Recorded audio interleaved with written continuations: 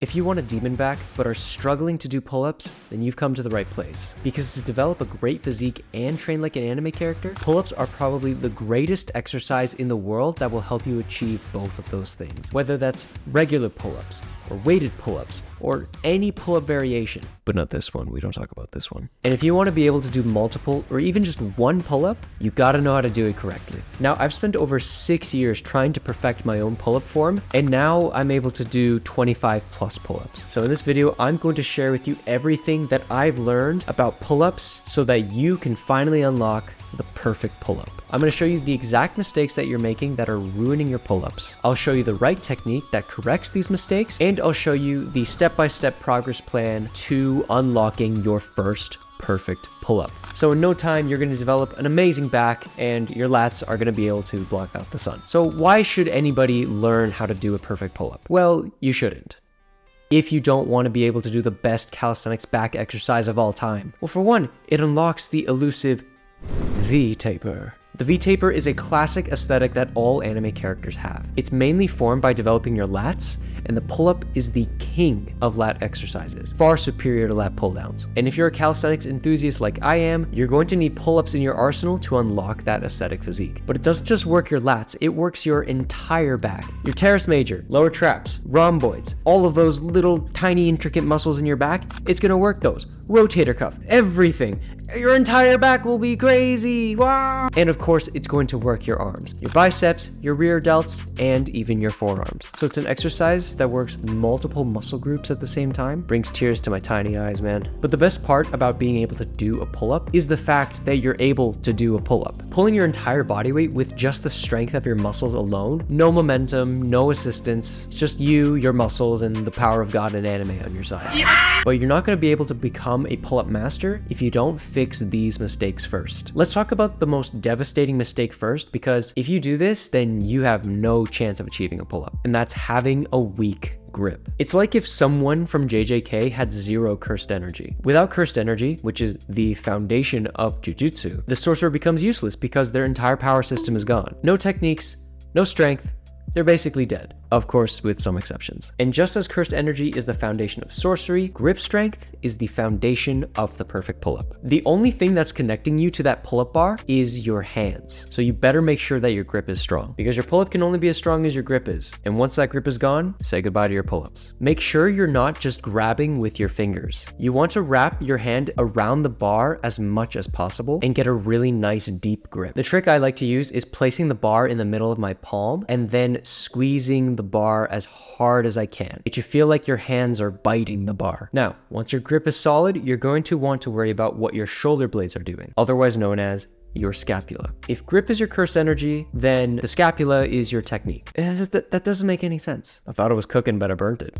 You want to make sure you're activating it correctly when you're performing a pull-up. Now, how do you make sure that you're activating correctly? Well, during the pull-up, if you find that your shoulders are shrugged towards your ears, then you are doing it incorrectly. The correct way is to depress your scapula, which just means pulling your shoulders away from your ears, and then keeping it active throughout the entire rep. Now, once your scapula is properly activated, we need to tackle a problem that not a lot of you are aware of. Going back to my cursed energy analogy, a sorcerer needs to direct his cursed energy into his technique in order to use it properly. And if that sorcerer is not able to control that energy into the technique, then that energy is going to be dispersed elsewhere, and the technique won't be as strong because of the energy leak. And just like cursed techniques, your pull-up can also suffer energy leaks, where the energy you need to pull yourself up is being directed elsewhere, and thus your pull-up is not as strong. And the biggest culprit for energy leaks in the pull-up is crossing your legs behind your back, which is a big no-no. Do not do that. No.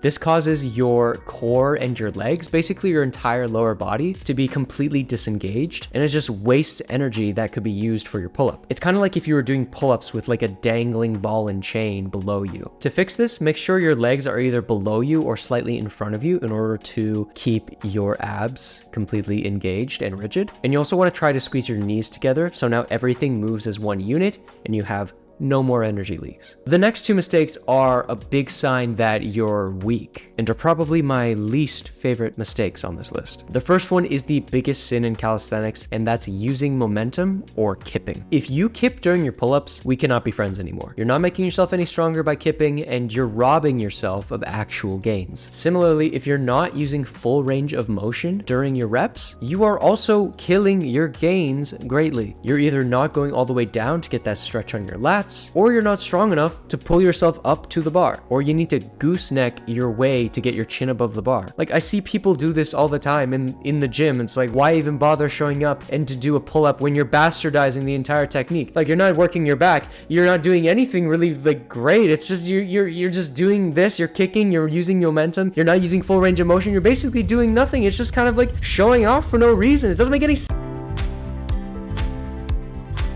Sorry about that. Look, there's no shame in making these mistakes. I have made plenty of pull-up form mistakes when practicing my technique. You just need to understand that these form mistakes are what are keeping you from being able to master pull-ups, and of course, to develop that aesthetic V-taper. So now that you know the most heinous mistakes for the pull-up and how not to perform the pull-up, what is the proper technique to achieving the perfect pull-up? So as I mentioned before, you want to have a really good grip. Get a deep grip on the bar and squeeze as hard as you can like you're wringing out a wet sponge. Next, go into a dead hang and then activate your scapula by bringing your shoulder blades back and down and trying to bring your shoulders away from your ears. You'll want to keep your scapula engaged the entire time. Once your scapula is engaged, pull your elbows down towards your hips until you pull yourself up with your chin clearing the bar. In your mind, try not to think you're pulling yourself up to the bar, but think that you're pulling the bar down to you, or that you're pulling your elbows to the ground, or that you're moving the very earth with your pure pull-up strength. This will ensure that you're applying the forces correctly and activating your lats. At the top of the pull-up, squeeze your shoulder blades together like you're cracking a walnut between your shoulder blades, and try to avoid rounding your back at the top because that's going to prevent you from fully activating your back. You're not going to be as strong and you're not going to be developing your back as much. Also, please don't gooseneck to try to get your chin above the bar. It looks really ugly and it kind of strains your neck a bit. And on the way down, don't just fall onto your joints because that is going to hurt. And again,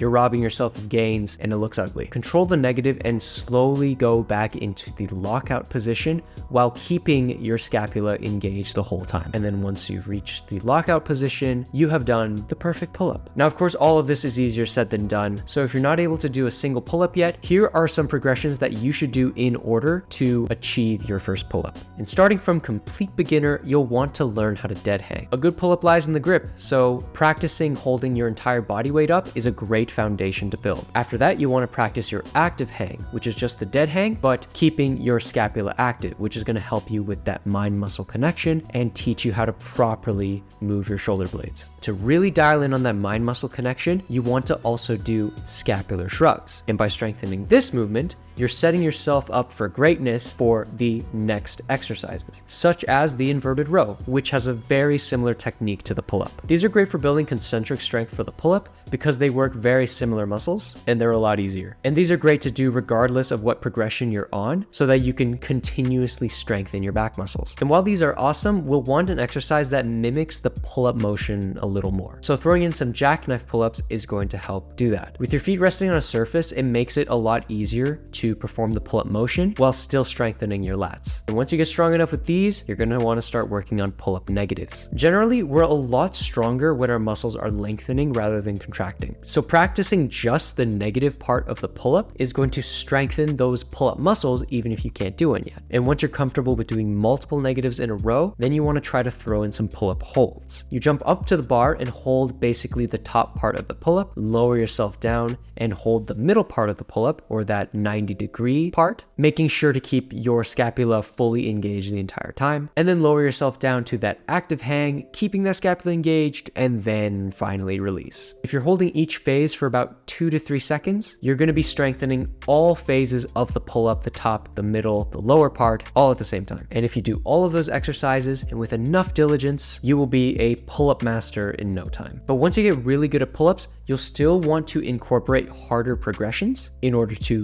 get stronger. So what sort of progressions do you need to learn in order to increase your pull-up strength? Well, you can check out this video to find out.